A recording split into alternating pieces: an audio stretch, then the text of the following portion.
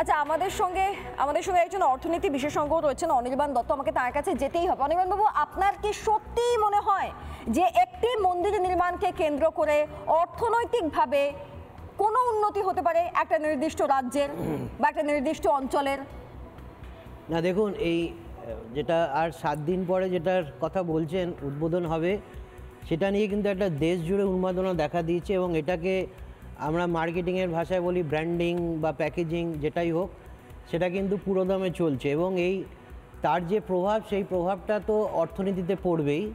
এবং আপনাকে আমি বলি যে দেখুন, যখনই কোনো একটা মন্দির হয় তখন মন্দিরে আপনি ভারতবর্ষের মানুষের যে ধর্মীয় ভাবাবেগ, সেখানে মানুষ যাবেই এবং সেখানে যাবে মানে এই যে একটা মন্দির করা হয়েছে, আপনি যদি আপনার পাড়াতেও একটা মন্দির করেন সেখানেও কিন্তু লোকজন যাবেন।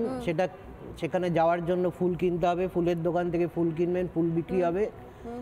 আজকে যে প্রসঙ্গে আমরা আসছি সেখানে কিন্তু এটা বড় আকারে হচ্ছে এবং সেখানে শুধুমাত্র রাজ্যের লোক নয়, বিভিন্ন রাজ্য থেকে লোক যাবেন। এবং এর সঙ্গে সঙ্গে একটা কথা বলা যায় যে পর্যটন শিল্প, এই শিল্পটাও কিন্তু ত্বরান্বিত হবে। আপনারা দেখবেন কোভিডের সময়, কোভিডের পরবর্তী সময় এই শিল্পটা সবথেকে বেশি ধাক্কা খেয়েছিল এবং এই শিল্পটা বিভিন্ন সময় বিভিন্ন রাজ্যের লোকেরা তারা চাইছেন যাতে এই শিল্পটা আরও মানে অ্যাক্সিলারেট করা যায়।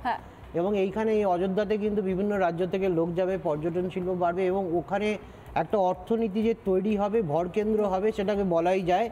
আপনারা আজকে যেটা দেখাচ্ছেন 1 ঘন্টায় 500 টাকা, সেটা হয়তো আর কয়েকদিন পরে একদিনে 500 টাকা হবে, কিন্তু সেই অর্থনৈতিক কর্মকাণ্ডটা থাকবে এবং এই অর্থনৈতিক কর্মকাণ্ডে প্রত্যেকটা লোক কন্ট্রিবিউট করবে এবং তার যে বেনিফিশিয়ারি, মানে আপনি মানছেন যে অর্থনৈতিকভাবে উন্নতি হবে, একটা মন্দির প্রতিষ্ঠাকে কেন্দ্র করে অর্থনৈতিকভাবে উন্নতি হবে।